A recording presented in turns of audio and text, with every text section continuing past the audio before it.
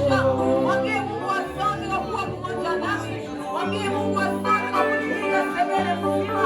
Mwambie Mungu asante kwa kutufikisha mahali hapa. Mwambie Mungu asante kwa unaona mchana wa leo. Commence à adorer ton Dieu. Dis quelque chose à Dieu. Commence à lui dire merci. Dis-lui merci de t'avoir protégé. Dis-lui merci de t'avoir gardé ta famille. Dis-lui merci de t'avoir donné la force d'être en ce moment ici. Acha unakuambia Mungu asante.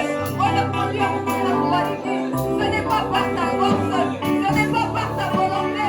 Mais c'est par la volonté de Dieu que tu es encore vivant. Commence à le célébrer. Commence à l'adorer. Dis-lui qu'il est souverain. Dis-lui qu'il est puissant. Dis-lui qu'il est amour. Dis-lui qu'il est tout pour toi. Acha umwambie asante kwa mchana wa leo. Acha umbariki mchana wa leo. Bwana umefika mahali hapa sema kutoka kwako. Mwambie Mungu ninakupenda.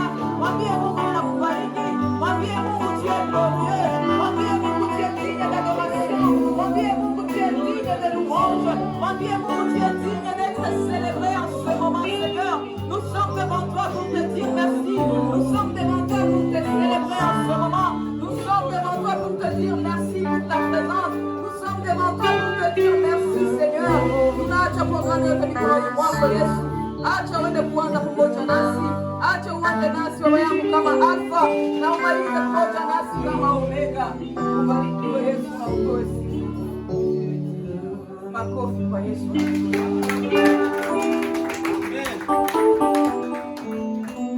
Basi mnaweza mkaketi.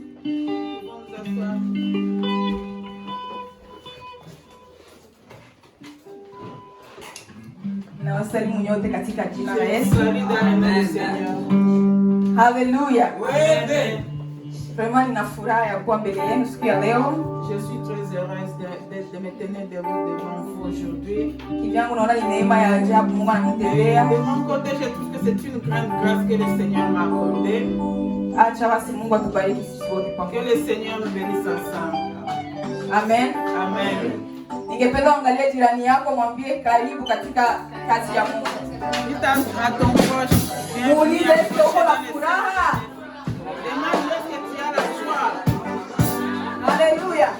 Tuko mbele ya Mungu, acha ukisikie furaha. Kama ulikuwa na Devant problem, le Seigneur, sens-toi que tu as joie. kama ulikuwa na problem, Si tu es venu avec un problème, jisikie kama je suis devant mon papa et il va agir. sens-toi que tu es devant ton papa et il va agir. Haleluya. Amen. Masaa zetu zinaenda, tumekawia. Notre temps est presque allé, nous avons été un peu en retard. Tunajiesikize kwenye wako wanatufuata na wenye wako hapa. Pour ceux qui nous suivent en ligne et ceux qui sont ici. Haleluya. Amen. Ndio maana bila kukawia tunafika muda mzuri wa kusogelea kiti cha rehema. Et c'est pour cela que sans plus tarder, nous allons approcher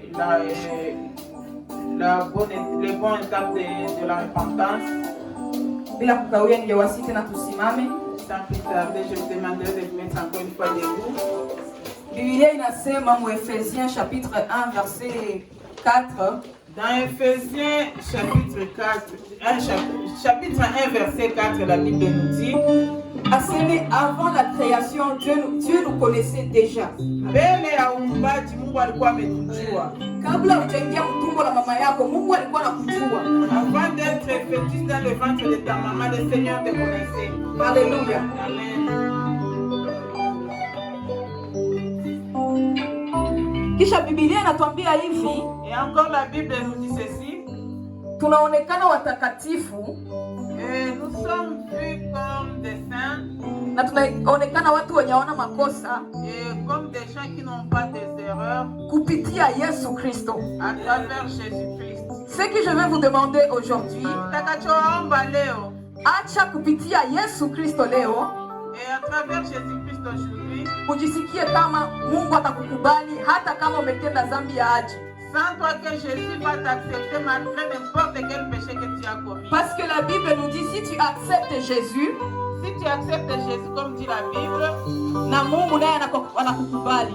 le Seigneur aussi va t'accepter. Na ndio maana tunaenda kuita damu ya Yesu mchana wa Pourquoi leo. nous allons inviter le sang de Jésus aujourd'hui. Uende kumwambia Yesu, ninahitaji damu yako initakase. Dis au Seigneur, je veux que ton saint sang puisse me purifier. Kumbe hatuwezi tukalomba kitu Mungu Nous ne pouvons pas demander quelque chose à Jésus. Si on n'a pas passé par Jésus, alléluia. On n'est pas passé par Jésus. Kama tuyakubaliwa, kama damu ya Yesu hayatuosha, si le sang de Jésus ne nous a pas encore purifié, Mungu hata tukubali. Le Seigneur ne peut pas nous accepter. Je vous demande msogelee vraiment Mungu msalaba, mwambie Yesu unisamee siku ya leo. Je vous demanderai d'approcher la croix de Jésus et lui dire pardonne-moi. Damu yako inisafishe. Que ton sang puisse me purifier, me sanctifier. Mwambie ninahitaji nikubaliwe mbele ya Mungu, nionekane mtakatifu siku ya leo. Haleluya. Acha waimbaji watupatie nyimbo ya msamaha. Est-ce que les choristes puissent nous donner une petite chanson pour la repentance?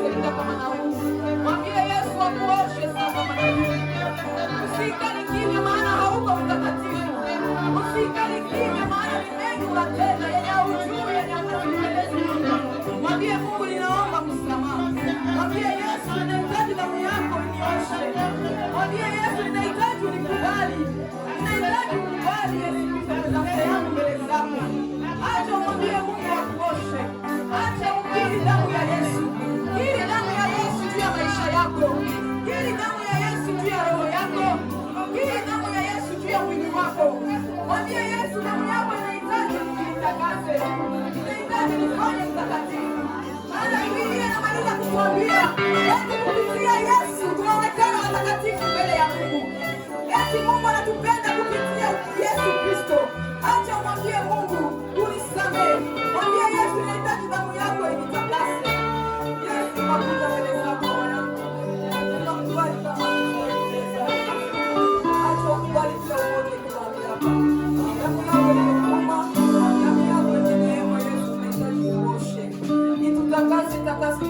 iko mahali hapa. Acha ukazamishe macho ya huruma kila mmoja iko mahali hapa. Tuko wenye dhambi, ni mengi tunatenda sio kupendeza. Tukisema tuko watakatifu tutakuwa tunasema uongo. Tukisema tuko watakatifu tutakuwa tunasemea uongo neno lako. Na ndio maana tunasema utakase Yesu. Acha damu yako ituoshe. Tunahitaji tukubaliwe roho yangu. Tunahitaji tukubaliwe mbele zako. Hatutaka kukubaliwa bila kama tupiki kwa kwako Yesu Kristo. Na ndio maana tunaomba damu yako ituoshe. Damu yako itutakase. Macho yako ya huruma itutazame saa kama na hii. Kubali roho ya kila mmoja iko mahali hapa. Kubali presence ya kila mmoja iko mahali hapa. Yesu Kristo, tusamehe roho yangu. Tusamehe maisha yetu msaada. Tusamehe mwenendo wetu msaada wa karibu. Asante. Asante Baba. Sikia wewe sauti ya kila mmoja. Kila mmoja amejitambua Yesu kubali sana. Basi tunafika muda mzuri wa kualika nguvu za Mungu mahali hapa. Nous arrivons à un bon moment d'approcher la force de l'Éternel, Seigneur. Yesu akingali na kiti katika kiti cha rehema. Le Seigneur est encore dans ses lieux saints. Ndio maana tukisikiliza Yesu uko coupable. Ne te sens pas que tu es coupable. Maana umeshakubaliwa. Haleluya. Na ndio maana uko na puissance ya kuita presence ya Mungu mahali hapa. Nous allons maintenant approcher la présence du Saint-Esprit. Acha uende kufungula kinywa chako, mwambie Mungu, ninahitaji ushuke mahali hapa. Seigneur, je veux que ta présence se manifeste. Mwambie, je veux que le ciel soit sur la terre aujourd'hui. Mwambie Mungu, nataka ufanye wako uje. Fungula kinywa chako, uite presence ya Mungu karibu kwa maombi. Baba, katika jina la Yesu, tunaita mamlaka yako mahali hapa. Tunaita puissance yako mahali hapa. Acha msaada wa karibu katika Yesu, mwambie Seigneur, tunahitaji presence yako ishuke mahali hapa. Ishuke juu ya kila mmoja kwa mahali hapa. Tunahitaji kumanifeste mahali hapa. Kwa kila mmoja mwenye kufuata acha presence yako ikutane kuliko. Katika jina la Yesu Kristo, tunaita nguvu zako. Tunaita nguvu zako. Ishuke mahali hapa. Katika jina la Yesu Kristo, tumesha kujibali Yesu. Tunahitaji sabda yako mahali hapa. Presence yako mahali hapa. Katika jina la Yesu Kristo, tunaomba Kristo manifeste. Acha ufunguke mahali hapa. Acha ufunguke kila mmoja. Ona kusikia Yesu. Tunaita mamlaka yako. Tunaita nguvu zako. Pia waimbaji, pia watumishi wako. Acha roho yako kusasa yako ikiki. Katika jina la Yesu Kristo, ninaalika kusasa yako pia kuhubiri. Ninaalika kusasa yako roho yako pia waimbaji. Katika jina la Yesu Kristo, acha roho yako kumanifeste. Acha roho yako kuonekana hapa. Katika jina la Yesu Kristo, asante Baba. Acha tukakuvunja sasa nguvu za giza. Fungula kinywa chako, mwambie Mungu akakana. Mwambie sio kuwa mapenzi yako mahali hapa. Ninahitaji fungula kinywa chako. Kibiza hewa zote zenye shetani anaweza kutuma muda kama na huu. Tunavunja Seigneur katika jina la Yesu Kristo. Tunaita nguvu zako. Tunaita moto wa mbinguni uzunguke watu wako, uzunguke watoto wako katika jina la Yesu Kristo. Acha puissance yako mahali hapa. Tunakemea hewa za giza. Tunakemea mipango ya ibilisi katika jina la Yesu Kristo. Tunakemea kinyume na mapenzi yako Seigneur, tunaikatala mahali hapa katika jina la Yesu Kristo. Acha jeshi la mbinguni lituzunguke. Acha moto wa mbinguni utuzunguke mahali hapa katika jina la Yesu Kristo. Asante Baba.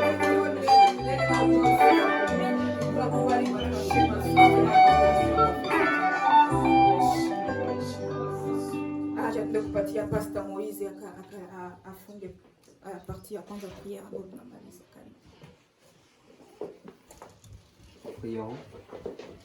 Éternel notre Dieu, nous bénissons ton Saint-Nom parce que tu es le maître du temps et des circonstances.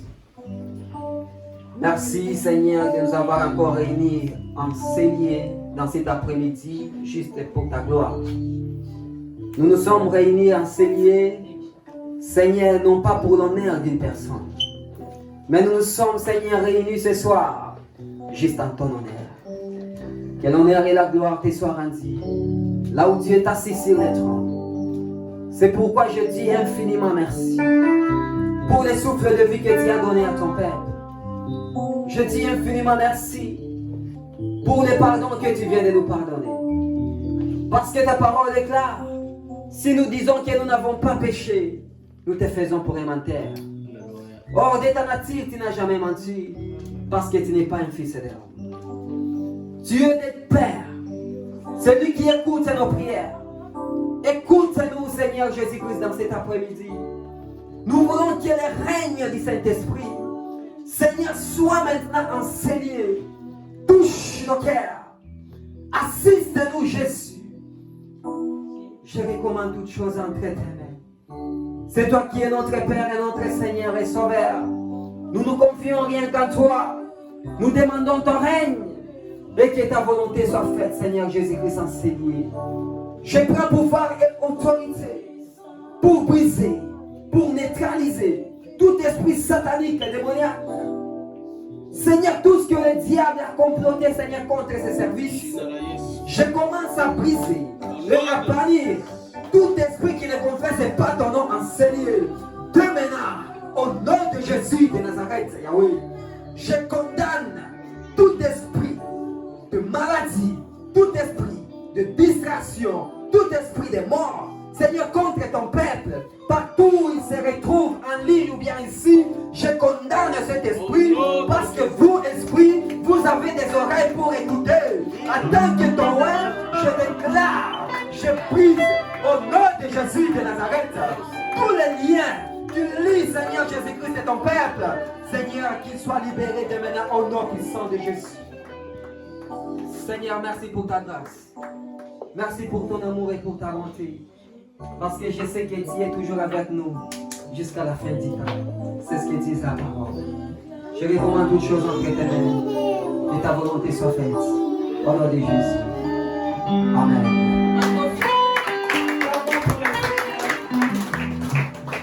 Amen.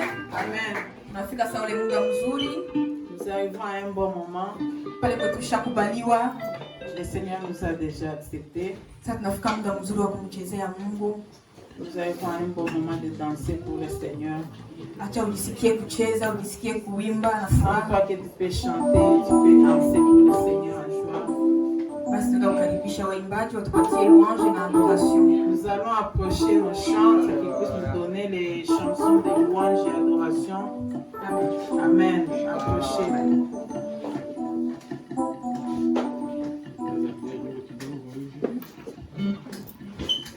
Haleluya. Bwana Yesu asifiwe. Bwana Yesu asifiwe tena. Eske tunapasha kuambia Yesu makofi. Amen. Nyimbo tulienda hivi nasema mwiko mkubwa. Nalingane nasema hakuna. Nalingane nasema nani oya lekiza mbele munene. Amen. Nani oya lekiza mbena monene moto moko te alekiza mbena nguya. Oh nani oya lekiza mbena monene moto moko te alekiza mbena nguya. Oh nani oya lekiza mbena monene moto moko te alekiza mbena nguya. Oh nani oya lekiza mbena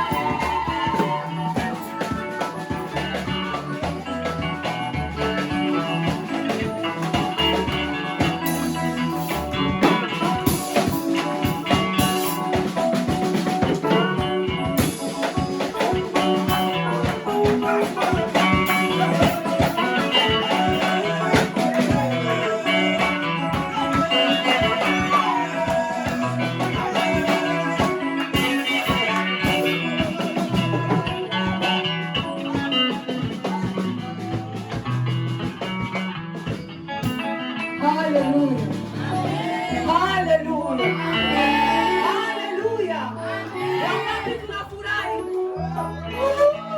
Leta Bwana.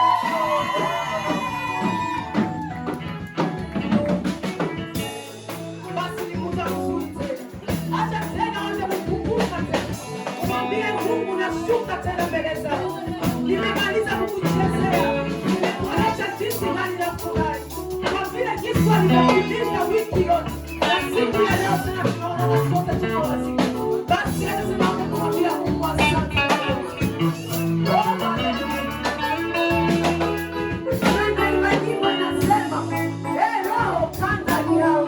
Nikiwa na wewe niko salama. Haleluya. Nafsi yangu ya kutamani, roho yangu ya kuabudu.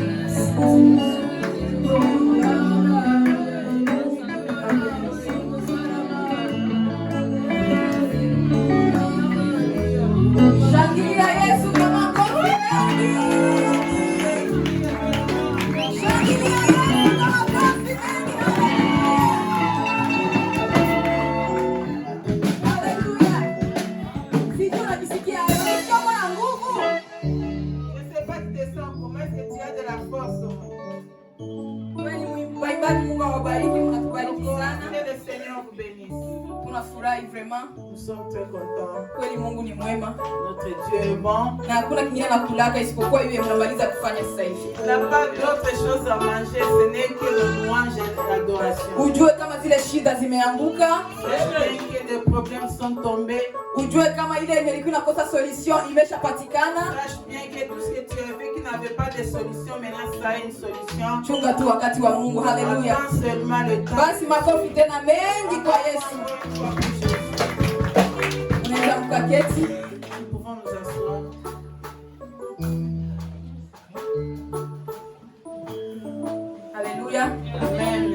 Bila kukawia, tunaenda kusikia waimbaji wetu. Sans plus tarder, nous allons écouter nos choristes.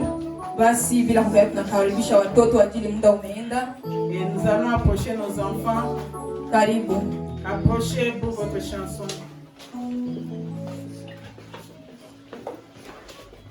Je pense bien que nous pouvons aussi offrir au Seigneur au moment où les enfants seront en train de chanter. Approchez.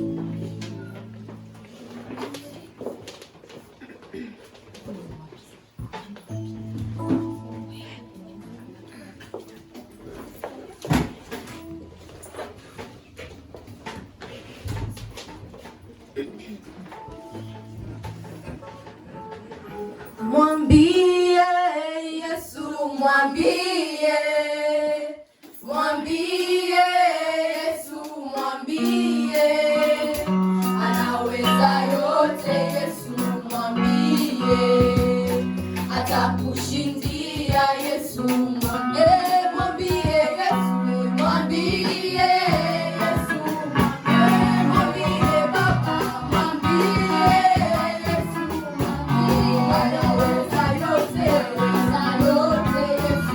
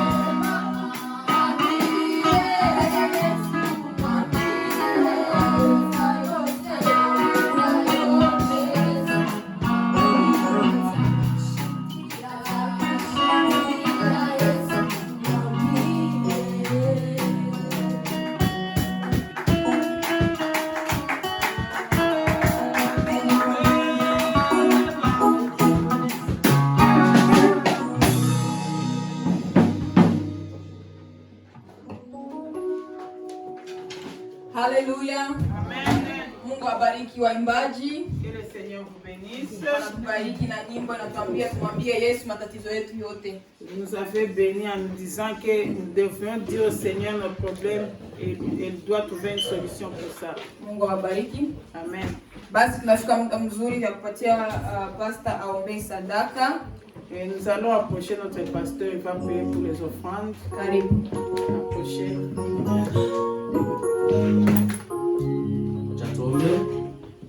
Baba, katika jina la Yesu, tunashukuru kwa muda mzuri. Tunakuonesha matoleo hii. Baba, uende kubariki wote waliotoa.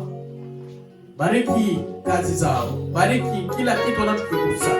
Bariki Baba familia zao na ukoo wao wote. Na wale ambao walipungukiwa kwa siku ya leo, wapatie moyo wa kutoa siku nyingine watakapofanikiwa. Neema yako iambatane na kanisa lako. Acha kazi kadhalika itakayoifanya ibarikiwe na wewe. Kwa jina la Yesu Kristo wa Nazareti. Amen. Amen. Amen. Tunafika sasa muda mzuri wa kusikia ushuhuda. Nous arrivons à un bon moment d'écouter les témoignages.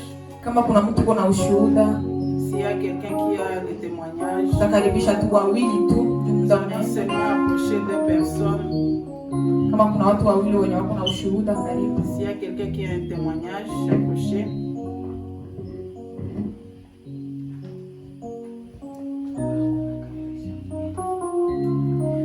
Kama hakuna, S'il y a personne, kuna mgeni tuko naye sikia nous leo. avons un visiteur. Amen. Amen. Bon.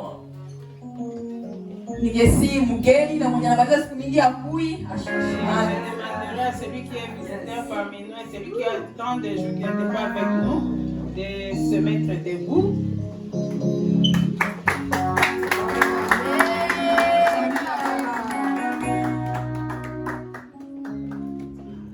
Amen.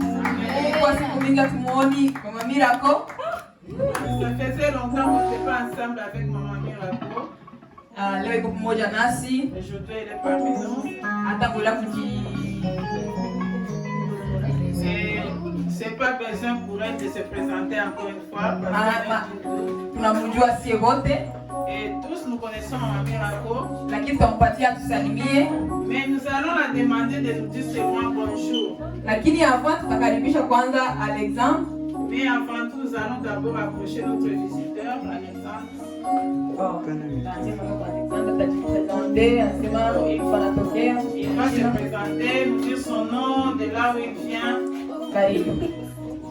Allô? Praise the Lord. Amen. Oui, moi c'est Alexandre. Je m'appelle Général Alexandre. Je viens de l'île du Prince-Édouard. Oui,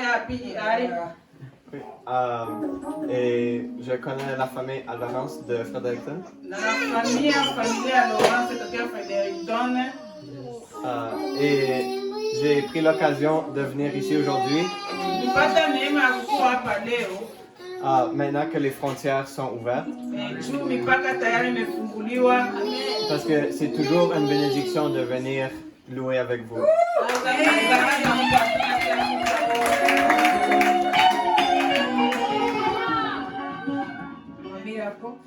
Praise the Lord. Amen. God bless everyone in Jesus' name. Basi makofi kwa Yesu pia wa. Basi tunafika muda mzuri sasa wa kusikiliza mahubiri. Nous allons maintenant écouter la parole de Dieu. Sasa usiokuwa kawaida. C'est le moment qui n'est pas un moment comme tant d'autres. Lakini avant ya kusikia mhubiri tutakaribisha kwanza matangazo siku ya leo ndio Mais tutaanza. avant d'écouter la parole, nous allons d'abord écouter les annonces. Karibu kwa matangazo. Approchez-vous celui qui va donner les annonces. Amen. Alléluia. Amen, amen. Yesu yuko. Jésus est là. Tunafurahi sana Nous sommes très contents kuwapokea wageni. d'accueillir nos visiteurs.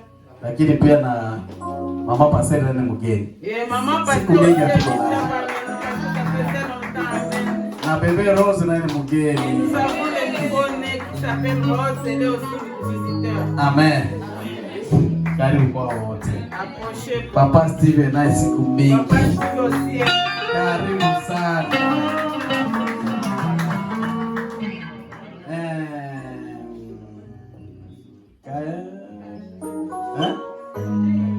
Kare, nani mgeni? Karibu sana. Basi acha tunafika muda wa matangazo. Nous arrivons à un bon moment d'écouter les annonces. Tangazo letu la kwanza, Yesu ni Bwana.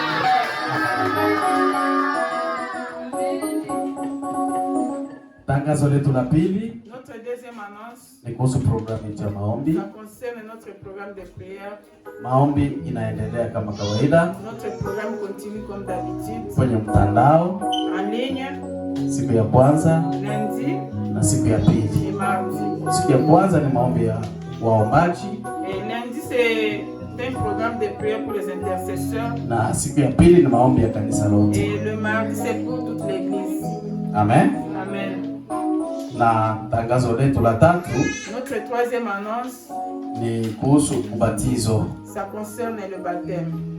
Kwa kweli kama vile tunajua sote, Comme tous on connaît, tunaandaa ubatizo. nous préparons le baptême. Na ubatizo hii itakuwa pale Shediaki Et notre baptême, on le fera chez Diak, kwenye bahari ya Atlantic. à l'océan Atlantique. Kwa hiyo wote ambao watakaobatizwa, Tous ceux qui seront baptisés, tutawajulisha kwa juma hii siku gani tutakutana ili tufanye mafundisho. nous vous laisserons savoir quel jour nous allons nous rencontrer pour faire nos enseignements. Amen. Amen. Mujiandae Préparez-vous. katikati ya mardi au mercredi, C'est entre mardi et mercredi. tutawapigia simu, tutakuja kuwachukua, Je viendrai vous prendre. na yule ataweza kufika nyumbani kwangu afike. Et celui qui peut venir seul chez moi à la maison, il peut venir. Itakuwa ma 16h hivi. Et ça sera vers 4h du soir. Amen. Amen. Kwa hiyo tujiprepare Sur ce, préparons-nous ili mjue namna gani mtajichukua wakati wa ubatizo. pour savoir comment est-ce que vous allez vous prendre pendant le temps de baptême. Amen. Amen. Na tangazo lingine Et une autre annonce, ni kujulisha kama réunion ambayo tulikuwa nayo imepita vizuri, et c'est de vous laisser savoir que la réunion que nous avons, Na. ça s'est bien passé. kuna mengi tunaandaa Et nous préparons beaucoup de choses. ambayo tutawajulisha siku Nous zijazo. vous laisserons savoir les jours qui viennent. Amen. Amen. Haleluya. Amen. Basi kwa kumalizia, Pour terminer, nitamwalika mchungaji Moise atakaribia hapa je vais approcher le pasteur Moïse, il va approcher. na ataenda kubarikia bebe wetu Michaela Rose. Il va prier et bénir notre bébé Michaela. Amen. Amen. Karibu. Amen. Amen.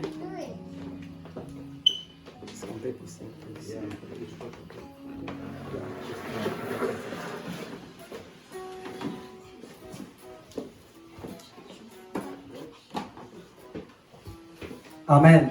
Amen. Que Dieu vous bénisse Mungu awabariki. et qu'il bénisse abondamment. Awabariki tena Est-ce zaidi. qu'il y a de la joie dans l'assemblée? Est-ce que kuna furaha kati yetu? Manifeste un peu la joie. Onesha basi kama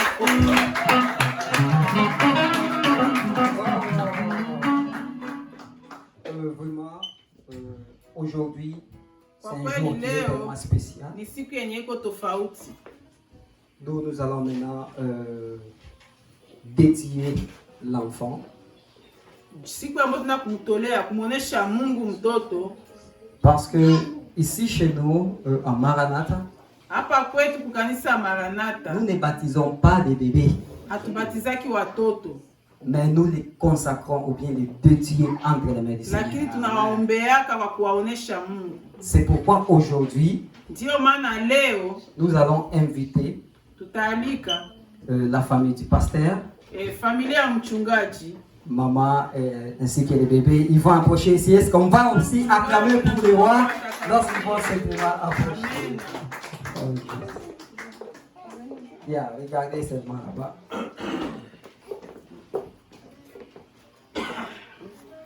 Amen. Amen. Amen.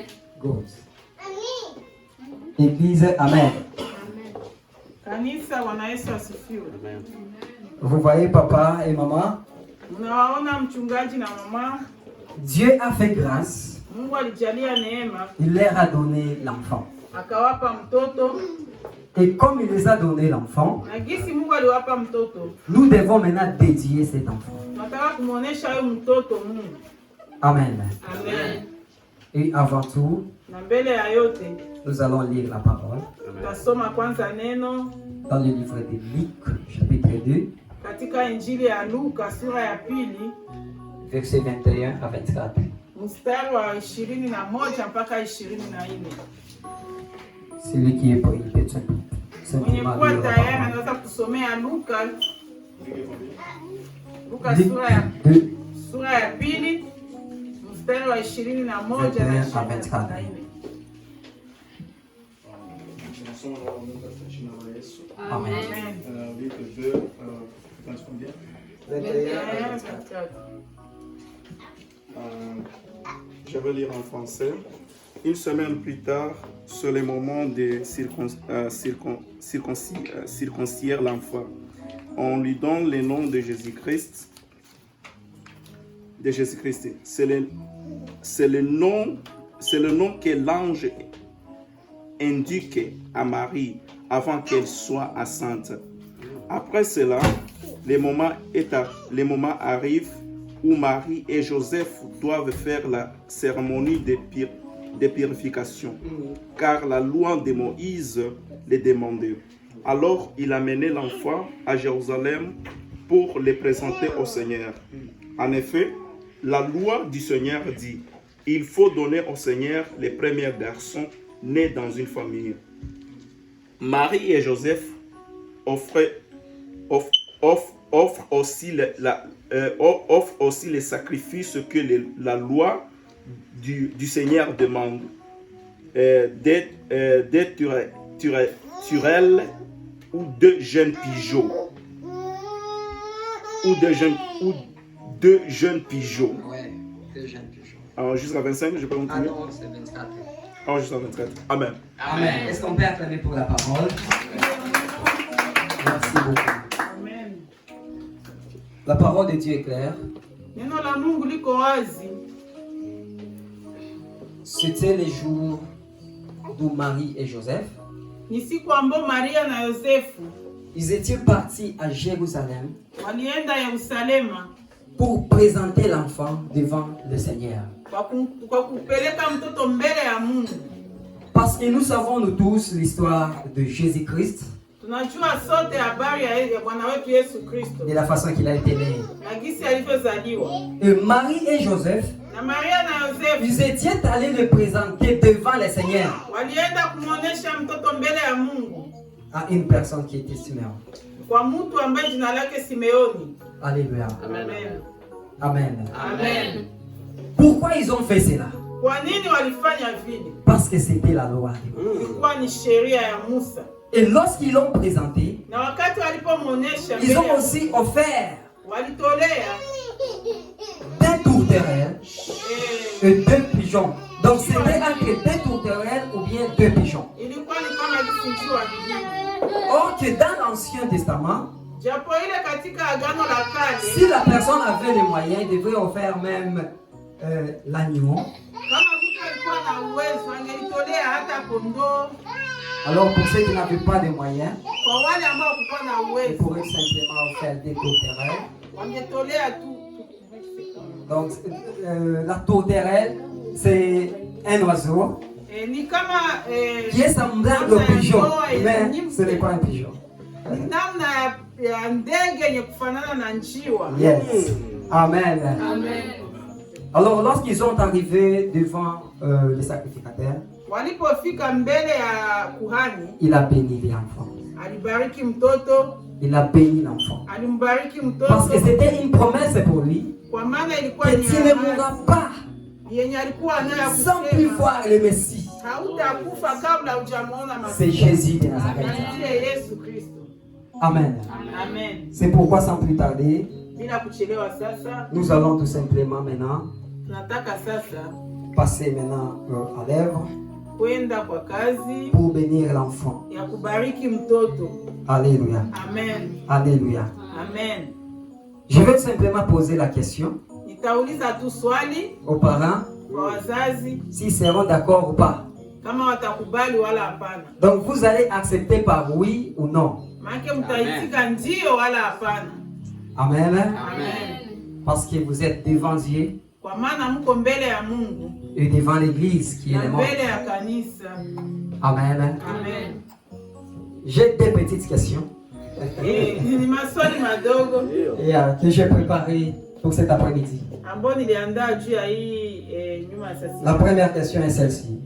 Swali ya kwanza ni hii. Lorsqu'ils vont accepter par oui ou non, Wakiitika ndio wala hapana, l'assemblée, nous allons acclamer. taifa la Mungu tutashangilia. Amen. Amen. Amen. Est-ce qu'il y a de la joie? Et pourquoi vous regardez? C'est comme si... Oh, demandez à l'histoire à La première question est celle-ci. Swali ya kwanza ni hili. Est-ce que,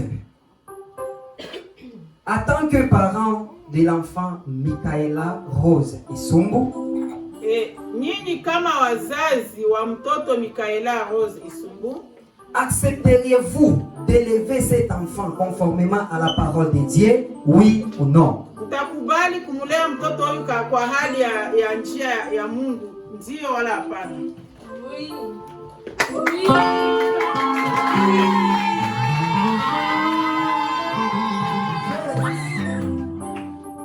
Thank you. La deuxième question Swali ya pili est la suivante. hili. Est-ce que, en tant que parent, vous laisserez libre cet enfant pour participer dans des cultes des enfants et toute activité chrétienne à l'église telle que l'école des dimanches, répétition d'enfants et autres choses à Nyinyi l'église? kama wazazi Oui wa ou non? Michaela Rose, mnakubali kumuitikia huyu mtoto kuwa huru kufanya huduma swate ya kwenda mafundisho ya watoto, kwaya ya watoto na zingine kazi zote za kanisani, ndio wala hapana? Ndio.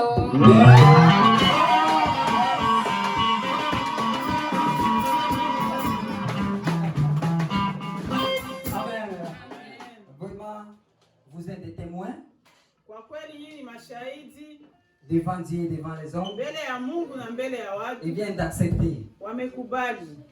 Comme un petit conseil, Kama shauri ndogo, en tant que des parents, kama wazazi, comme vous venez d'accepter, kama gisi mmejikubalisha, lorsque cet enfant grandira, kama huyu mtoto akikomala, sachez que mjue de la façon que vous éduquez l'enfant, kama gisi mnaweza kumulea mtoto c'est de la même façon qu'elle grandira.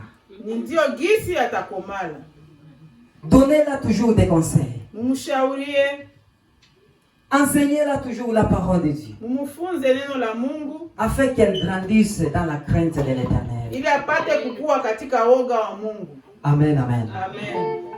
Et enseignez-la aussi Mumufunze d'offrir. kutolea De la façon que vous élevez l'enfant, c'est de la même façon qu'elle sait. kama gisi mnamwadhimisha, ndio gisi atakomala. Pour aller à l'école du dimanche, Kwa kwenda katika mafundisho ya watoto, donnez l'offrande à l'enfant. mumpatie mtoto sadaka. Parce que lorsqu'elle ira avec l'offrande, Kama akienda na sadaka elle yake, grandira dans cette attitude. atakomala mwa hiyo Parce hali. que l'offrande, c'est la bénédiction de la Kwa personne. maana sadaka ni baraka ya mwanadamu. Alléluia. Amen. Lorsqu'elle va aller à l'église, Akitaka kwenda kanisani, donnez-lui l'offrande. mumpatie sadaka Afin que lorsqu'elle grandira, ili watakapokuwa elle saura que, offrir à l'Éternel, c'est une grande chose. atajua kumtolea Mungu ni kitu Et kikubwa c'est ça même la bénédiction. na ndio baraka. Amen, amen. Amen. Et maman, Mama, comme tu es la mère, kama gisi wewe ndio mama, tu es la femme éducatrice. uko mama mwalimu, Papa aussi. baba na wewe Enseignez l'enfant à marcher dans la volonté de Dieu. mfunze mtoto kutembea katika mapenzi ya Mungu. Parce qu'aucun parent ne souhaite que son enfant soit pécheur. Hakuna mzazi anayetamani kuona mtoto wake akiwa mtenda Ou dhambi, bien entrer dans des choses, ou bien se mêler dans des choses qui ne conviennent pas à la wala voix du mtoto Seigneur.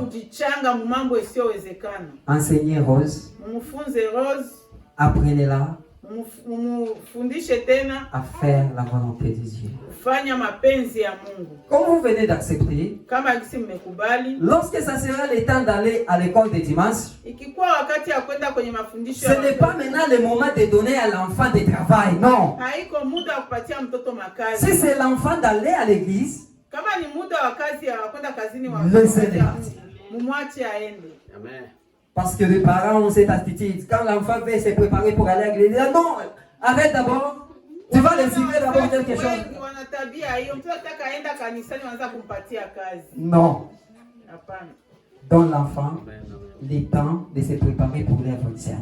Mumpatie mtoto muda wa kujiandalia kazi ya Mungu. Amen, amen. Amen. Alléluia. Amen. Ça sera tellement une grande chose et une bénédiction dans la famille. Itakuwa ni kitu kizuri tena kitu kikubwa na baraka tele mfamilia. Amen. Amen. Je vais demander à Papa Elisha qui va approcher.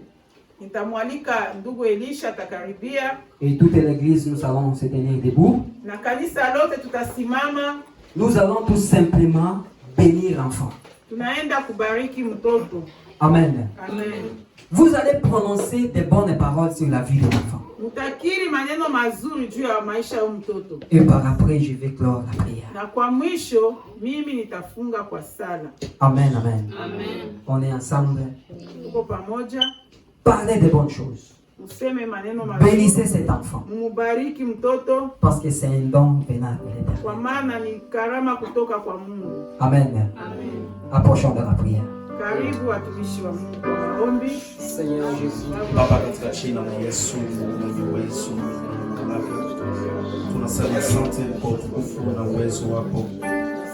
Asema Yosefu alipoona Yesu anazaliwa, alimpeleka kwa makuhani kusudi wamjue.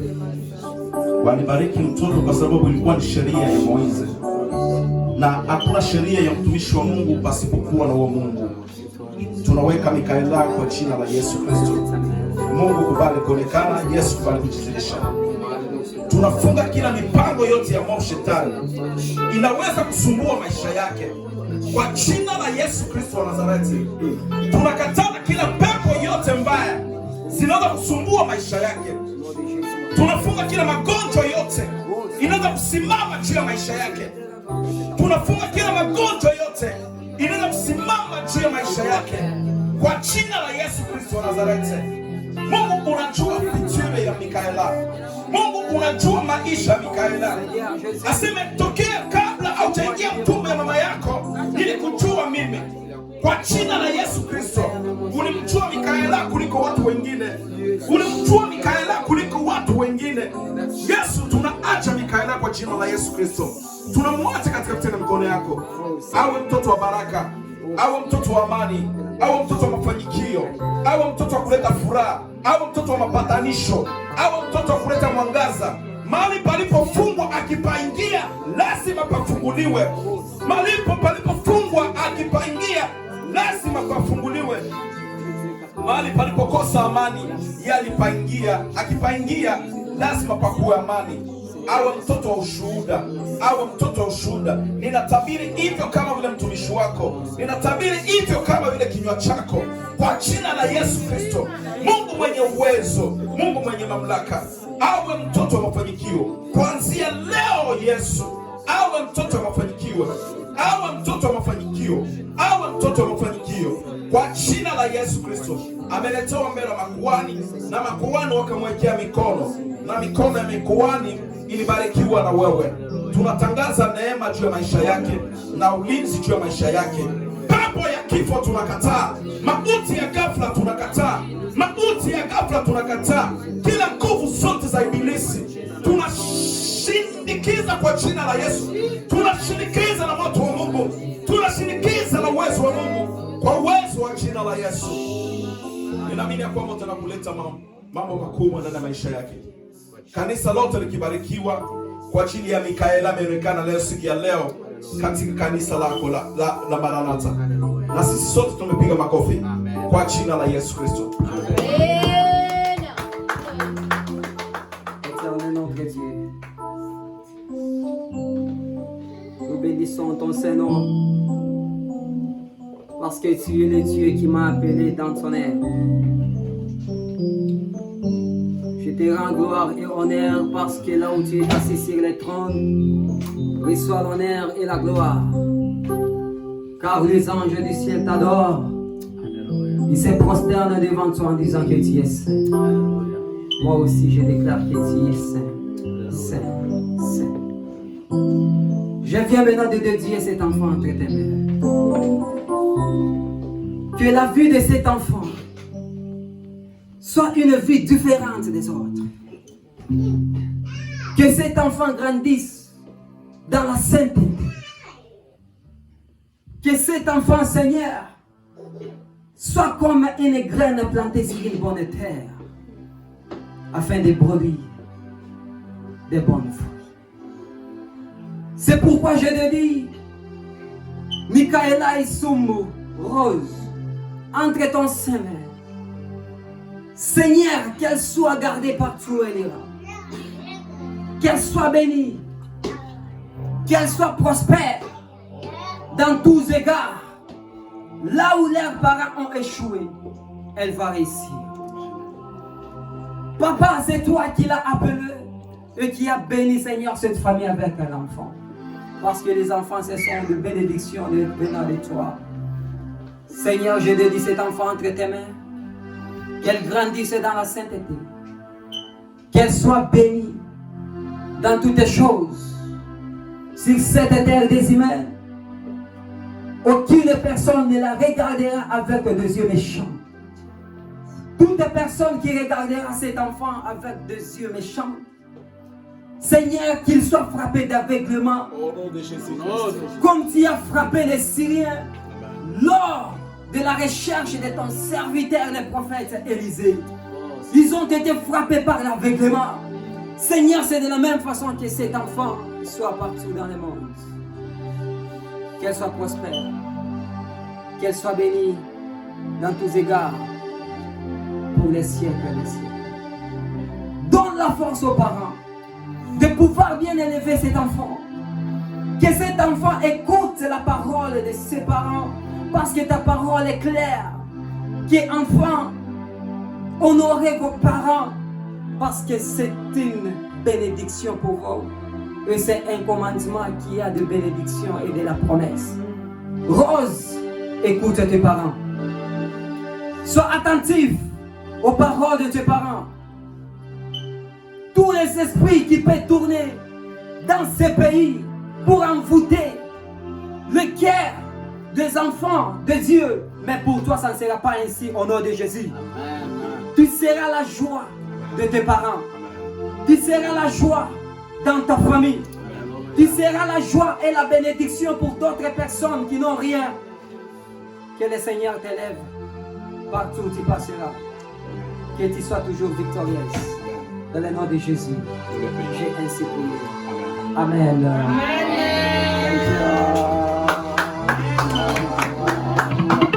Alléluia. Amen, amen. Biblia imesema kwamba La Bible nous a dit que wakati Yesu alimbeba hekaluni, quand on est parti avec Jésus au temple, walibeba njiwa, ils sont partis avec des walibeba hiki na kile. ils sont partis avec ça. Na sisi kama vile famille, Et nous, en tant que famille de Michaela, tunaleta njiwa hii nous avons apporté nos pigeons na yote ambayo imeandikwa iko ndani ya hii karatasi et tout ce qui est écrit dans ces papiers kwa kanisa pour l'église na kwa watumishi ambao wanafanya et kazi. pour les serviteurs qui ont fait l'œuvre du Seigneur. Amen. Est-ce qu'on peut acclamer pour les voir? Alléluia.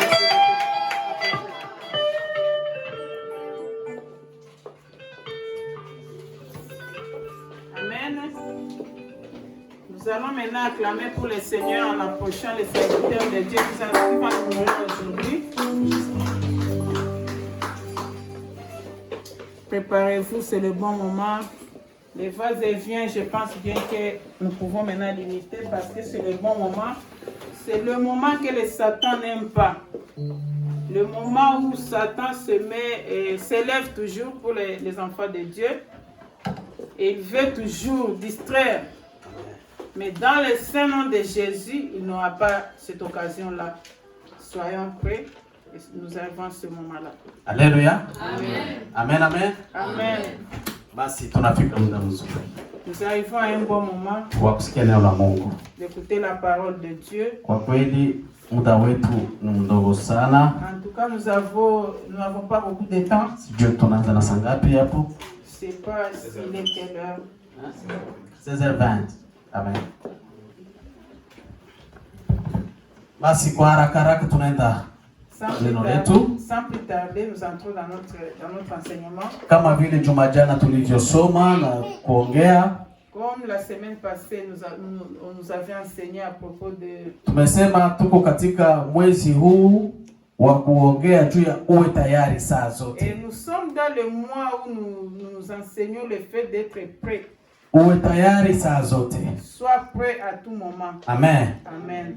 Kwa kweli tumesikia mambo mengi katika parti yake ya kwanza. Nous avons beaucoup écouté dans la première partie. Tumesikia namna gani naomba kuwa tayari katika utakaso. Comment nous devons être prêts dans la sanctification. Namna gani kuwa tayari katika maombi. Dans la prière. Namna gani kuwa tayari katika neno la Mungu. Comment être prêt dans la parole de Dieu. Na namna gani kuwa tayari katika kungoja Bwana wetu Yesu Kristo. Et comment nous devons être prêts en attendant la venue de Jésus. Amen. Amen. Basi tunaendelea na somo hiyo hiyo. Nous continuons avec le même enseignement. Leo tutakuwa na neno fupi tu. Nous aurons un petit mot aujourd'hui. Tutaongea juu ya upumbavu na akili. Et être insensé et être intelligent. Amen. Tutaongea kupitia neno hii kuwa tayari. Nous allons parler à propos de ce mot être prêt. Na kwa neno tutakayolisoma, et la parole que nous allons lire, tutagusia zaidi sana kwa ajili ya upumbavu na akili. Nous allons beaucoup parler le fait d'être insensé et d'être intelligent. Tunasoma neno la Mungu katika kitabu cha Mathayo. Nous allons lire l'évangile de Matthieu. Sura yake ya 25:25. Chapitre 25. Mstari wa kwanza hadi 13. Et le verset premier jusqu'à 13. Amen. Oui. Nous lisons au nom du Seigneur. Amen, amen. Matthieu chapitre 25, verset 1 à 13, la Bible nous dit. Alors le royaume des cieux sera semblable à 10 vierges. Amen. Qui, ayant pris leur lampe, allèrent au devant de l'époux. Amen. Or, 5 d'entre eux étaient sages et 5 folles. Les folles, en prenant leur lampe, n'avaient point pris de l'huile avec elles. Mais les sages avaient pris de l'huile dans leur vaisseau, avec leur lampe. Et comme l'époux tardait à venir, ils s'assoupirent toutes et s'endormirent. Et sur les minuit, un cri s'éleva, voici l'époux qui vient, sortez au devant de lui. Alors toutes les vierges se levèrent et préparèrent leurs lampes. Et les folles dirent aux sages, donnez-nous de votre huile, car nos lampes s'éteignent. Mais les sages répondirent,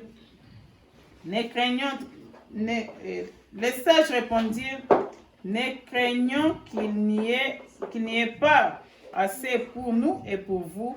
Allez plutôt vers ceux qui en vendent et en achetez pour vous. Mais pendant qu'elles allèrent en acheter, l'époux vint et celles qui étaient prêtes entrèrent avec lui aux noces et les portes furent fermées. Après cela, les autres vierges vinrent aussi et dirent, Seigneur, Seigneur, ouvre-nous. Mais il leur répondit, je vous dis en vérité que je ne vous connais point. Veillez donc, car nous ne savons ni le jour ni l'heure où le Fils de l'homme viendra. Amen. Amen. Amen.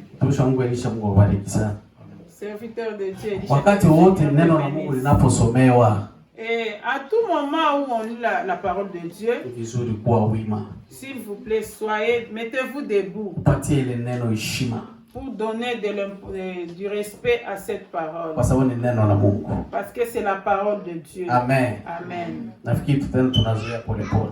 Je pense bien que nous serons habitués à ça petit à petit. Tunasikia habari za hawa mabikira 10. Et nous écoutons l'histoire de ces 10 vierges.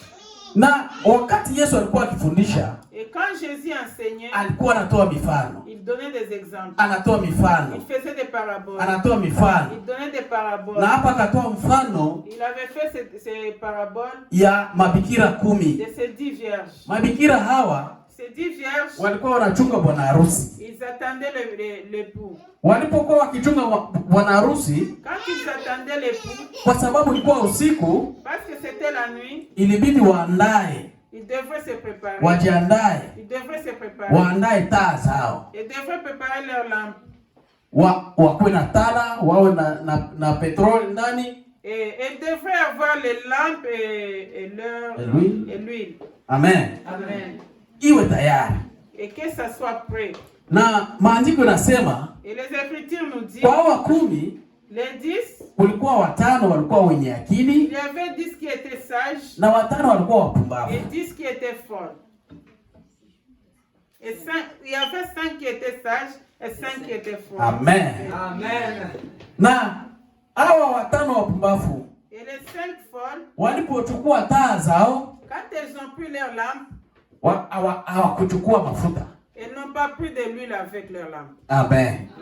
Hawakuchukua mafuta. Ils n'ont pas pris de l'huile. Hawa ambao walikuwa wenye akili Mais celles qui étaient sages, walichukua taa, elles ont pris les lampes wakajua hapana, hii taa haitawaka bure. et elles ont su que leur lampe ne pouvait pas rester sans Kumbe huile. tuchukue na mafuta. Ils ont pris de l'huile de Wakachukua na réserve. mafuta wakaweka. Ils ont mis de l'huile. Wakachunga sasa. Elles ont attendu. Wakachunga bwana harusi. Ils attendaient l'époux. Wakachunga bwana Ils harusi. attendaient l'époux. Wakachunga bwana Ils harusi. attendaient l'époux. Bwana harusi akakaa kuja. Mais l'époux tardait de venir. Bwana harusi akakaa kuja. L'époux tardait de venir. Hapa ndio kanisa iko na tatizo. Et c'est là où l'église a un grand problème maintenant. Amen. Amen. Hapa ndio kanisa iko na tatizo. Et c'est ici où l'église, Wakati walipochunga, quand elles attendaient, usingizi ulikuja. le sommeil est venu, Wakalala. elles se sont endormies. Amen. Amen. Hapa ndio kanisa iko na shida. C'est ici où il y a un grand problème de l'église. Tuko katika kuchunga bwana harusi Nous sommes en train d'attendre l'époux. ambao ni Bwana wetu Yesu Qui est Kristo. Jésus-Christ. Lakini kanisa linalala. Mais l'église est endormie. Haitoshi. C'est pas seulement ça. Tuko katika vita kubwa. Nous sommes dans une grande tribulation. Kanisa iko katika vita kubwa. Nous avons une grande tribulation. Unapokuja kama usingizi kidogo, Quand il y a un petit sommeil, lakini tayarisha kila kitu. mais prépare toutes choses. Andaa kila kitu. Prépare toutes choses. Utakapoamshwa kidogo, Quand on te réveille un peu uko tayari. et que tu sois prêt. Usianze hangaika, hiki kiko wapi? Ne va pas par-ci par-là Hiki cherchant kiko où wapi? est cette chose, où est Hiki cette kiko chose, wapi? où est ceci. Shetani anatuwinda. Satan est en train de nous poursuivre Katika maisha yetu ya kiroho. dans notre vie spirituelle. Shetani anatuwinda sana. Il est en train de nous poursuivre. Anatuletea hiki na kile. Il nous apporte ceci. Anatuletea uongo. Il nous montre le mensonge. Anatuletea kuteta. Il nous apporte beaucoup de choses. Anatuletea hii aina na aina ya Il dhambi. nous apporte beaucoup de Hii ndio choses. usingizi C'est ça le sommeil ambao kanisa imelala. où l'église est en Lakini ndugu yangu, Mais bien aimé, neno liko hapa juu ya kukuamsha. la parole est ici pour Neno liko hapa juu ya La kukuamsha parole est ici pour te kama réveiller. kesi hawa mabikira walivyoamsha, Comme les 10 vierges étaient walivyoamshwa. Amen. Amen. Walisikia fujo inakuja, Ils ont entendu des grands walisikia kelele Ils ont kinapigwa. entendu des grands cris. Ni nini tena? Qu'est-ce qui ne va pas? Watu wanatoka usingizi. Quand tu te Hein? réveilles comme ça, Nini? qu'est-ce qui ne va pas? Wanaanza ulizana. Ils se demandent. Anakuya. L'époux arrive. Kila mtu anakamata. Wewe kamata. Tala iko wapi? Njoo hivi. Quelqu'un commençait à chercher ça. Alimeti tale Ils ont inawaka. commencé à allumer. Mwingine mmoja tala ngui alimeti inawaka. Mwingine Ils cherchaient leurs lampes pour les allumer. wale 5 Mais les 5, waliwasha taa zao. elles ont allumé leurs lampes. Wakamngoja Bwana Elles attendaient les katika mwangaza. dans la lumière. Amen. Amen. Hautamngoja Yesu kwenye giza. Tu ne peux pas attendre Jésus dans l'obscurité. Hautamngoja Yesu kwenye giza. Tu ne peux pas attendre Jésus dans l'obscurité. Haiwezekani. Ce n'est pas possible. Mbona hautamuona? Mais tu ne peux pas le voir. Giza ni dhambi. L'obscurité, c'est le péché. Giza ni zambi. L'obscurité, c'est le péché. Hatutamngoja Yesu tukiwa katika zambi. Nous ne pouvons pas attendre Jésus dans le péché. Inabidi tuwe na mwangaza Il ndani ya nous roho. faut être dans la lumière, avoir la lumière dans nos cœurs. Amen. Amen. Maandiko nasema hao watano wapumbavu nao walikamata taa. Wanapewa kuacha taa iwake. Et les Écritures nous disent que les cinq folles ont pris leur lampe, mais leur lampe ne brûle pas. Wanapewa kuacha taa iwake. Essaient d'allumer leur lampe, mais ça s'allumait pas. Benzetu sasa mtupatie hata kidogo Et kidogo kwa commencez mafuta à yenu. demander aux autres, donnez-nous de votre huile. Si hatuna mafuta, Nous mtupatie n'avons kidogo pas kidogo. d'huile, donnez-nous petit de vos huiles. Waliwaambia nini? Elles ont dit, Haitatosha kwangu na kwako. ça ne va pas nous suffire pour nous et vous. Kumbe mwende kubauzai, mwende muuze. C'est aller en chercher. Mwende muuze. Allez acheter le vôtre. Basi watafanya nini? Qu'est-ce qu'elles devraient faire? Wakakimbia wakaenda kuuza. Elles sont parties chercher de l'huile. Mwao kwenda kuuza. Quand elles partaient, Bwana harusi et akaanguka. l'époux est arrivé. Bwana harusi akakuja. L'époux est arrivé. Bwana harusi akakuja. Wale waliokuwa tayari wakampokea kwa shangwe, kwa vigelegele. Wakaingia kwenye harusi. Ils sont entrés dans le noce. Waliingia kwenye harusi. Ils sont entrés dans la noce. Wapumbavu wakaenda tafuta mafuta. Les folles sont parties chercher de l'huile. Wakaenda kudistraction. Ils sont partis dans la distraction. Wanaenda huko na kule. Elles partaient par-ci par-là. Waliporudia Quand elles sont revenues, walikuta mlango ishafungwa. ils ont rencontré que la porte était déjà fermée. Wakakuta mlango ishafungwa. Ils ont rencontré que la porte était déjà fermée. Ndugu yangu, Bien-aimé, unaenda wapi kutafuta où est-ce mafuta? que tu vas chercher ton huile? Unaenda wapi kutafuta Où mafuta? est-ce que tu vas chercher ton huile? Fanya angalisho. Fais attention. Kule ambao unaenda, Là où tu vas, Yesu asikuje na ungali kule. que le Seigneur ne vienne et que tu es encore là où tu es parti. Yesu asikuje na ungali kule. Que le Seigneur ne vienne et que tu es encore là où tu Inabidi es parti. tayarisha mafuta Il yako. te faut être prêt. Ingali mapema, ungali naambiliwa, tayarisha mafuta On te dit encore, prépare ton huile. ili uwe tayari. Pour que tu sois prêt. Uwe tayari. Pour que tu sois prêt. Amen, amen. Amen. Waliambiwa nini? Qu'est-ce qu'on leur avait dit? Ondokeni, siwajui.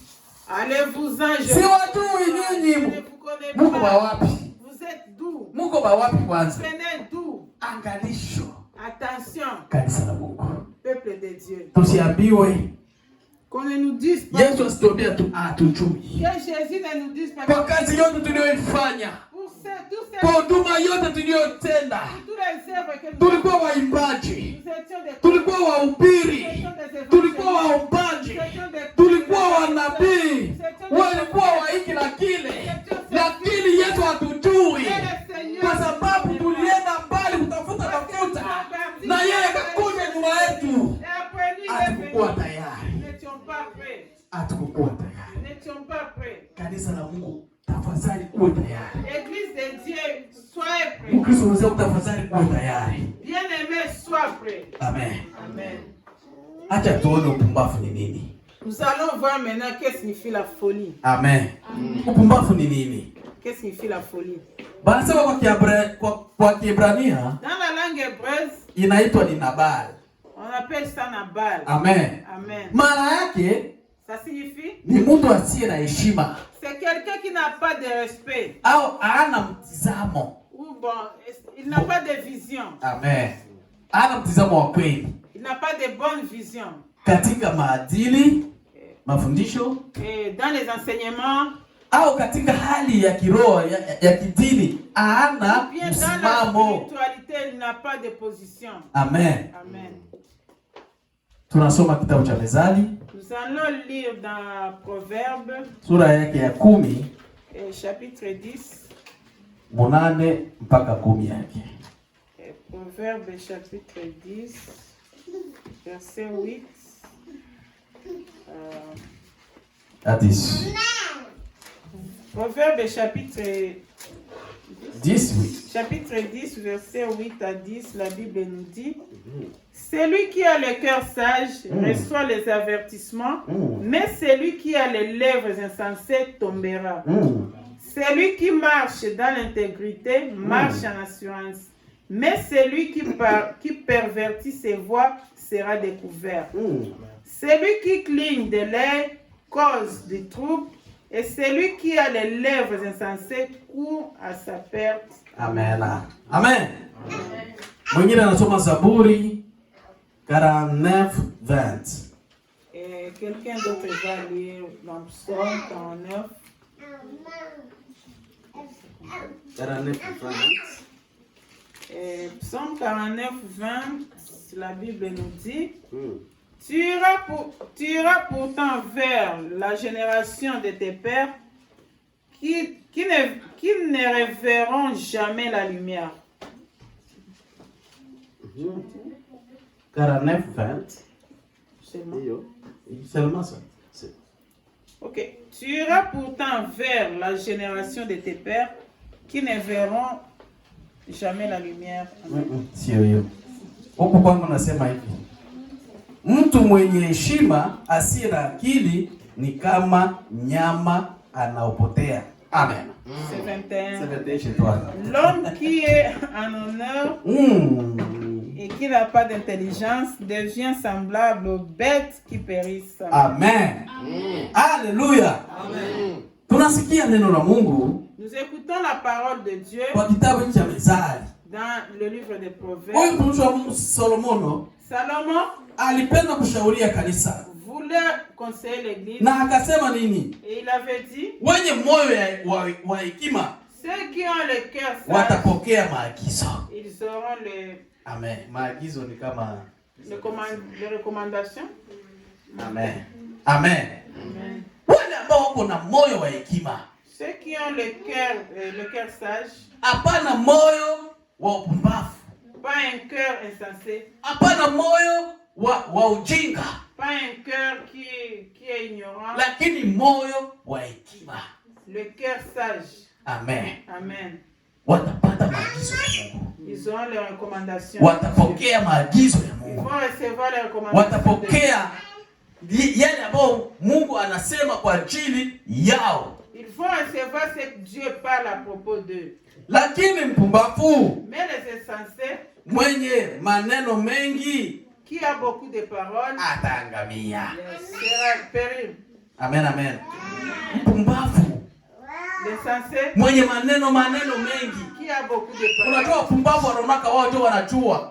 Les insensés savent que c'est eux qui connaissent. Wanaonaka wao ndio kuna akili kuzitia wengine Ils croient que wote. c'est eux qui sont sages plus que tous les autres. Wanajionaka wao wanajua kila kitu. Ils se croient savoir toutes choses. Maneno iko mingi kinywani mwao. Il y a beaucoup de paroles dans leur bouche, Kumbe ni wapumbavu. alors que ce sont des insensés. Wanajiwazia wana akili. Ils croient qu'ils sont intelligents. Wanajiwazia wako wa ajabu, Ils croient qu'ils sont lakini kumbe ni intelligents, wapumbavu. alors qu'ils sont des insensés. Haleluya. Amen. Kumbe ni wapumbavu. Alors qu'ils sont des insensés. Lakini wapumbavu wenye maneno mengi wataanguka. Les insensés qui ont beaucoup de paroles tomberont. Wale wote ambao wako katika hali hii ambao haimpendezi Mungu. Njia yote ambayo impendezi Mungu. Tous ceux qui entreprennent les voies qui ne plaisent pas au Seigneur Wataanguka chini. tomberont. Wataanguka chini. Vont tomber. Amen. Amen. Wataenda na kwenye njia moja na shetani. Ils iront dans le même chemin avec Satan. Anaendelea kusema, Et la Bible continue à nous dire, mwenye kutembea katika haki celui qui marche dans la justice, anatembea pasipo hatari. et il marche sans problème, Bila hatari yoyote. sans difficulté, sans Yeah. danger. Hana woga, Il n'a pas peur, hana mashaka, il n'a pas de kwa doute, sababu anajua anatembea katika haki. parce qu'il sait que je marche dans la justice. Heri mtu mwenye kutembea katika haki. Et heureux l'homme qui marche dans l'intégrité. Haki ni neno, ni kitu kizuri sana kwa maisha ya L'intégrité, mwanadamu. c'est une bonne chose dans la vie de quelqu'un. Tunasikia habari ya huu mfalme Hezekia. Nous avons entendu l'histoire d'Ézéchiel. Wakati walipomwambia kwamba Quand on avait dit atakufa, qu'il va mourir, nini aliyofanya? qu'est-ce qu'il avait fait? Maandiko nasema La Bible nous dit, alisegamia kibambazi. il s'est tourné tourné vers le mur. Akalilia Mungu. Il a pleuré devant le Seigneur. Akamwonyesha Mungu jinsi alivyotembea kwa haki mbele Il a yake. montré au Seigneur comment il a été intègre.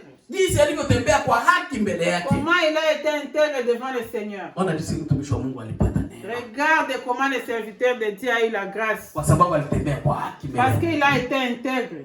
Ndugu yangu, Bien-aimé. Mkristo mwenzangu, Bien-aimé. tembea katika haki, Marche dans l'intégrité. katika ukweli, Dans la vérité. katika mapenzi ya Mungu. Dans la volonté de Dieu. Utaona mkono. Et tu vas voir la main du Seigneur.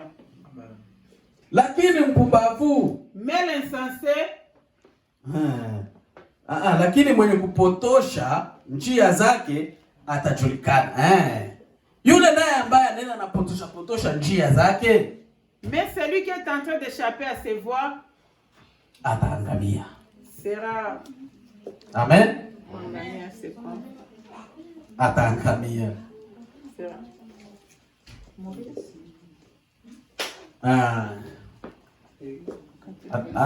Sera périr. Et celui qui est en train d'échapper à ses voies périra. Amen. Mwenye kukonyeza kwa jicho analeta huzuni. Mwenye anakugusa kwenye jicho analeta huzuni kwa sababu macho itaanza kulia. Amen. Et celui qui touche à tes yeux fera huzuni.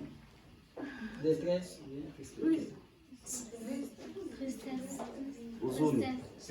la détresse. Hein? C'est quel verset? C'est 10, 8 à 10. J'ai le 10e verset. Oui, nous sommes à la 10e, la dernière à la 10e. Oh, ok. Amen. Celui qui cligne de lait cause du trouble. Et celui qui a les lèvres insensées court à sa perte. Oh, merci. Amen. Kweli ndugu yangu, inatuonesha jinsi mpumbavu Ceci, bien aimé, nous montre comment une folle ataangamia. sera dans la perdition. Kila mtu ambaye anabakia katika upumbavu Tout celui qui reste insensé ataangamia. sera perdu. Anajifanya kuwa kwenye haki, Il s'est fait comme s'il était dans la justice, lakini Mungu amtambue. mais le Seigneur ne le connaît pas. Anaonekana kuwa ni mpumbavu. Il est vu comme insensé. Unaonekana kuwa mwenye haki, Tu te montres comme injuste, lakini njia zako haziko sawa. mais tes voies ne sont pas bonnes, Haziende kwenye haki. ne vont pas dans la justice. Kumbi siku moja utaangamia Un jour, tu seras perdu kwa sababu wewe ni mpumbavu. parce que tu es insensé. Tuacha tuone akili ni nini.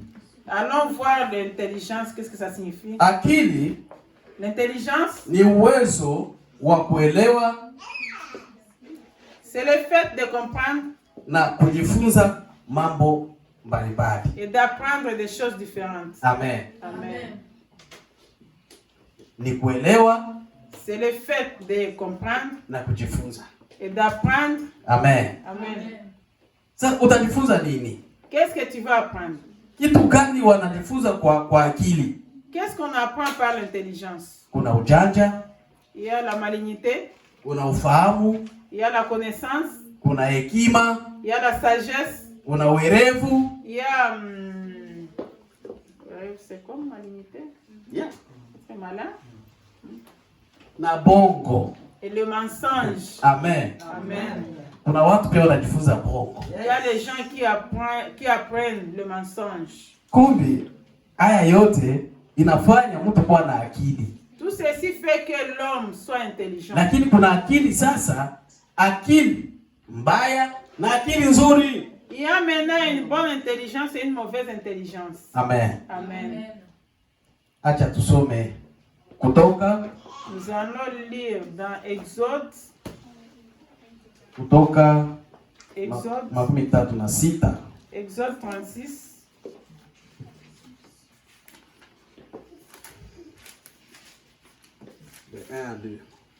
Moja hadi mbili. Exode 36, 1 à 2, la Bible nous dit. Baraka, neno la Mungu nasema hivi. Oui, je l'ai vu. Betsalel et Oholiab et tous les hommes habiles en qui l'Éternel avait mis l'intelligence et l'industrie pour savoir faire tout l'ouvrage pour le service du sanctuaire. Firent tous ce que l'Éternel avait commandé. Moïse appela donc Betsalel et Oholiab et tous les hommes habiles dans le cœur desquels l'Éternel avait mis de l'intelligence, tous ceux que leur cœur porta à s'approcher pour faire l'ouvrage. Amen. Amen. Alléluia. Amen. Tunasikia habari za Musa nous écoutons l'histoire de Moïse. Wakati anatafuta watu wenye akili kusudi wafanye huduma katika kazi ya utumishi. Et quand il cherchait les gens en qui le Seigneur avait mis l'intelligence pour faire l'œuvre du Seigneur. Alisema, il a dit, Betsaleli na Oholiabu et Oholiab watatumika. Vont travailler. Na kila mtu et tout un chacun. Apart hao wawili. À part ces deux. Kila mwingine wote mwenye kuwa na akili. Et tout celui qui a de l'intelligence. Mwenye kuwa na moyo wa akili. Qui a un cœur intelligent. Mungu aliyemtia akili na ufahamu. Celui en qui le Seigneur a mis l'intelligence et la connaissance. Kuna akili Mungu anaweka. Il y a l'intelligence que le Seigneur. Na kuna akili ambao mtu anajifanyizia mwenyewe juu ya kudanganya. Quelqu'un cherche en lui-même. Amen. Hawa wanatafuta wale ambao Mungu alitia akili. Celui-ci cherchait celui en qui Dieu avait mis l'intelligence. Kwa ajili ya kufanya kazi. Pour faire l'œuvre. Ya utumishi. Amen. Ya kazi ya utumishi. Musa akawaita hao watu wawili. Moïse avait appelé les deux personnes. Na baada ya kuita hao wawili, après avoir appelé ces deux personnes, akaita na wote wenye kuwa na akili, wale ambao Mungu ametia akili. Celui qui avait l'intelligence, à qui Dieu avait donné l'intelligence. Ili wafanye kazi ya Mungu. Pour faire l'œuvre de Dieu. Alléluia. Amen. Kumbe ndugu yangu, akili yote yatoka kwa Mungu. Tu sais bien aimé, toute intelligence vient de Dieu. Acha akili yako. Laisse que ton intelligence ifanye huduma ya Mungu. Fasse l'œuvre de Dieu. Usikamate akili yako kuibeba katika njia za upumbavu. Ne prends pas ton intelligence et aller faire des choses insensées. Usikamate akili Mungu alikupa uibebe katika njia ya uongo. Ne prends pas l'intelligence que Dieu t'a donnée et prendre ça dans les choses insensées. Usikamate akili wewe katika njia ya ujanja. Ne le prends pas dans les choses de mauvaise malignité. Kama vile nyoka katika shamba la Edeni. Comme le serpent dans le champ d'Éden. Alikuwa na akili. Il avait l'intelligence. Lakini alibeba katika ujanja. Mais il avait pris cette intelligence dans le mensonge. Na akaenda kudanganya Adamu na Hawa. Il était parti mentir à Adam et Ève. Acha akili yako. Laisse que ton intelligence iwe ya kufanya kazi ya utumishi. Soit pour faire l'œuvre de Dieu. Ya kufanya huduma ya Mungu. Soit pour faire l'œuvre de Dieu. Ya kuendelesha kazi ya Mungu. Soit pour progresser l'œuvre de Dieu. Amen. Amen. Alléluia. Amen. Tutende haraka haraka. Tunasoma Marko. Nous allons lire dans Marc 12:30. Chapitre 12 verset 30. Marc 12:30. Dans Marc 12:30, la Bible nous dit. Amen. Tu aimeras le Seigneur ton Dieu de tout ton cœur, de toute ton âme, de toute ta pensée et de toute ta force. Car c'est là le premier commandement. Car c'est là le premier commandement. Amen. Amen. Sijue yako nasema nini? Marc 12 12:30.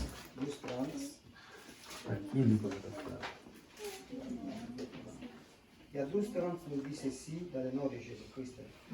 Tu aimeras le Seigneur, ton Dieu, de tout ton cœur. C'est la même chose. De tout ton Amen. Ah oui, Amen. C'est la même version. kwa Kiswahili Dans ma Bible ya Swahili inasema utampenda Bwana Mungu wako kwa moyo wako wote na kwa roho yako yote na kwa akili zako zote na kwa nguvu zako zote. Amen. Amen. Hapa tunapata neno akili. Ici nous trouvons le mot intelligence. Yaani baada ya wewe kumpenda Mungu, après que tu aies aimé le Seigneur, kwa sababu ni amri kubwa Mungu alitoa, Yesu alituachia. parce que c'est le grand commandement que Jésus nous a laissé. Mpende Bwana Mungu wako. Aimer le Seigneur ton Dieu. Sasa utampenda kwa moyo wako, tu l'aimeras avec toute ton âme, utampenda kwa roho yako, avec tout ton cœur, na kwa akili yako, avec toute ton intelligence, na kwa nguvu zako. ta force. Acha akili yako impende Bwana. Laisse que ton intelligence puisse aimer Dieu. Amen. Amen. Ona jinsi akili ilisovea hawa mabikira watano. Regarde comment l'intelligence avait sauvé les 5 filles. Ona jinsi akili iliwaokoa hawa mabikira watano. Regarde comment l'intelligence avait sauvé les 5 vierges. Ona jinsi upumbavu iliwapoteza hawa mabikira watano wengine. Regarde comment le fait d'être insensé a fait que les 5 vierges soient perdues. Ndugu yangu, jitahidi sana. Bien-aimé, efforce-toi. Katika kutenda kazi ya Mungu. Quand tu fais l'œuvre du Seigneur, uwe na akili. Sois intelligent. Tumikisha akili. Utilise l'intelligence. Amen. Amen. Hawa wote walikuwa Wakristo kanisani.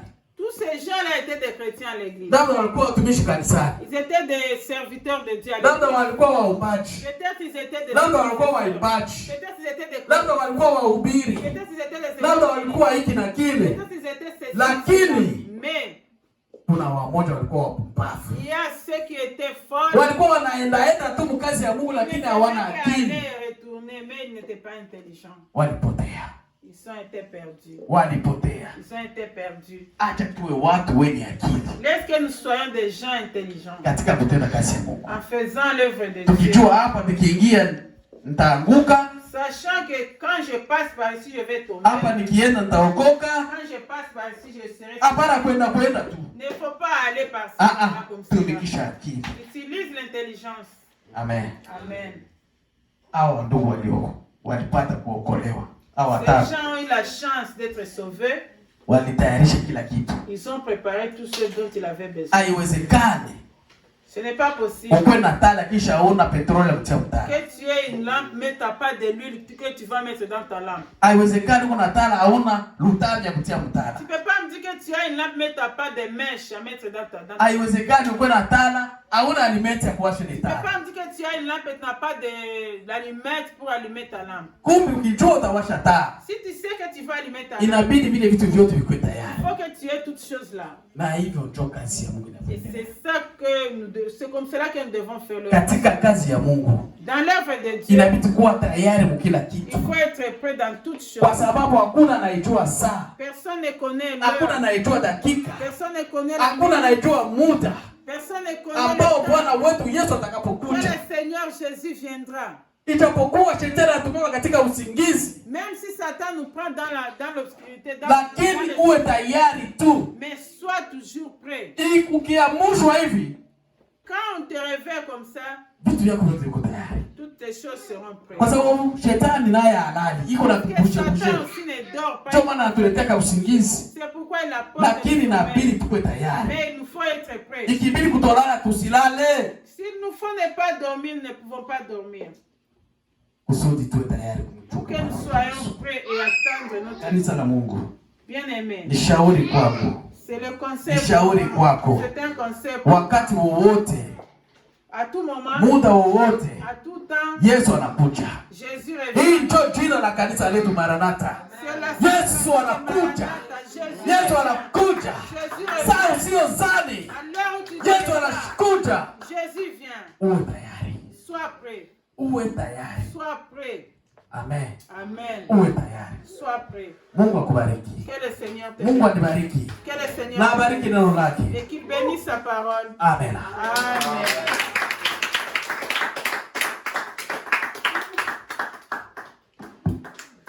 Amen. Amen. Haleluya. Amen. Basi kwa kweli tumeshikia neno nous avons écouté la parole. Na kila mtu iko tayari kumchunga Bwana wetu Yesu Kristo. Et je pense bien que tout un chacun de nous est prêt pour attendre Jésus-Christ. Ninaamini hivyo. Je l'espère. Amen. Basi tunafika mwisho wa ibada yetu. Nous arrivons à la fin de notre culte. Ikiwa kuna mtu ni mgonjwa, s'il y a quelqu'un qui est malade, ikiwa kuna mtu ana mahitaji mbalimbali, s'il y a des requêtes, ataenda kusimama. Tu vas te mettre debout. Ili tumuombe. Nous allons prier pour toi. Na baada hapo tutaenda kufunga. Et après ça, nous allons clôturer avec la prière. Karibu. Approchez.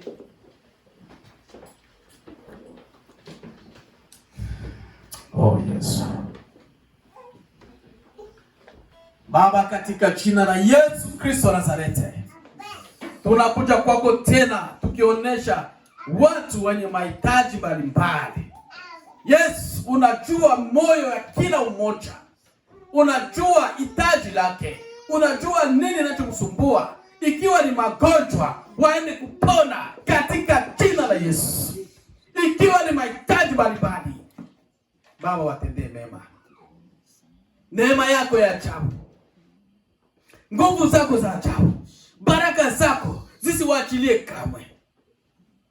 Baba, acha wakumbuke. Kumbuka watumishi na wajakazi hawa ambao wanakuwa na mahitaji. Katika jina la Yesu, ninaharibu makusudio, ninaharibu magonjwa, ninaharibu magonjwa, ninaharibu magonjwa, ninaharibu magonjwa, ninaharibu magonjwa katika jina la Yesu. Magonjwa ondoka ndani ya miili ya wana wako. Yesu Kristo, jibu mahitaji ya watumishi wako. Jibu mahitaji ya wapendwa hawa, usiwachilie kama. Ninawaacha mikononi mwako, uwakumbuke na kuwatendea mema. Kama vile ulimkumbuka mtumishi wako Mfalme Hezekia, kumbuka watu hawa, uwakumbuke. Kumbuka kazi yote wanayokutendea, kumbuka huduma yote wanayoifanya. Yesu, watendee mema. Mkono wako usiwachilie kamwe. Asante Yesu. Kwa jina la Yesu. Amen. Tutasimama.